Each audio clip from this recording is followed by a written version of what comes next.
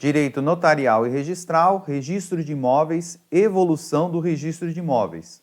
Continuando o estudo da evolução do registro imobiliário, ainda falando da evolução da transmissão da propriedade, estávamos falando sobre o direito francês, no período após o justnaturalismo racionalista, que, como apontamos, buscava trazer uma certa racionalidade ao direito. Dessa forma, teremos que, em 1771, foi implantada a Lei Lettres de Retification, que era um sistema opcional que permitia-se apurar a situação jurídica imobiliária, possibilitava a verificação de eventuais credores hipotecários para o imóvel em questão. Assim, a pessoa interessada depositava o título no cartório respectivo, onde era dado publicidade durante um determinado prazo. Esse sistema trazia uma maior segurança ao credor e qualquer divergência era solucionada pelo tribunal local que julgava os títulos. Assim, aquele que depositava o título aguardava um prazo para que terceiros pudessem apresentar títulos questionando o título apresentado. Nesse caso, poderíamos ter títulos apresentados contra o requerente válidos e, se fossem válidos, o direito era julgado constitutivo, portanto, contra o interessado. Caso os títulos apresentados fossem inválidos ou não houvessem apresentação de títulos contra o interessado, os bens, ou o bem, no caso, era declarado livre e desimpedido. Assim, esse sistema promovia uma maior segurança para quem detinha os títulos válidos. Entretanto, como esse sistema era opcional e havia intervenção jurídica para analisar a fé pública, ele não foi muito abrangente. Posteriormente, na França, tivemos em julho de 1789 a Revolução Francesa, que visava combater as mordomias e privilégios existentes no poder público. Observe que nada muda debaixo do sol. Nesse período, houve a extinção da Nantes-Saint, através do decreto de setembro de 1790, portanto, logo após a Revolução Francesa, por força de sua proximidade com o feudalismo. Como vimos na aula anterior, a Nantes-Saint é o primeiro instituto registrário.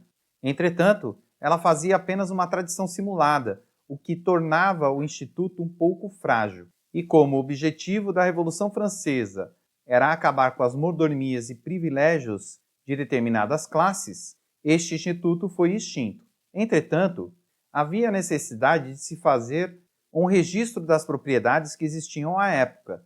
Dessa forma, foi obrigatória a transcrição do título.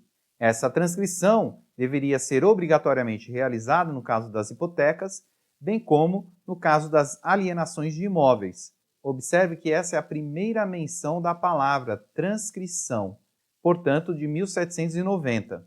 Entretanto, como a transcrição foi obrigatória a partir do decreto de setembro de 1790, não existia um registro confiável em relação àquilo que havia sido feito de forma anterior. Assim, em julho de 1795, entra em vigor o decreto que institucionaliza o conservador de hipoteca. E essa palavra conservador é a palavra que designa o profissional do ofício registral em muitos países da Europa. Esse decreto insere no sistema registral a fé pública e passa a valer a base real de registro imobiliário. Portanto, o registro teria por base o imóvel e não mais a pessoa.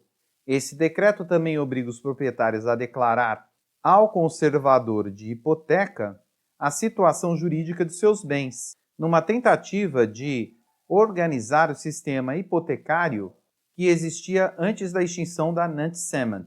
E com base nessas alterações proporcionadas pelo decreto de 7 de 1795, bem como pelo decreto de setembro de 1790, em novembro de 1798, a Lei 11 de Brumário do ano 7º cria efetivamente um sistema de transcrição na França, especialmente para as hipotecas e para as transmissões. Tendo o sistema base pessoal, observe que foi alterado a relação que existia de base real, dada pelo decreto de julho de 1795, proporcionando oponibilidade a terceiros interessados de boa-fé em relação àquilo que estava registrado no cartório.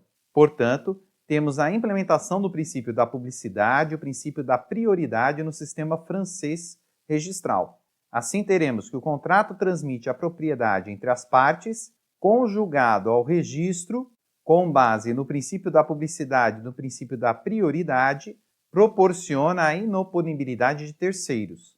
Assim, o sistema de transcrição traz para as hipotecas e para as transmissões em geral maior segurança, proporcionando uma movimentação financeira mais eficaz.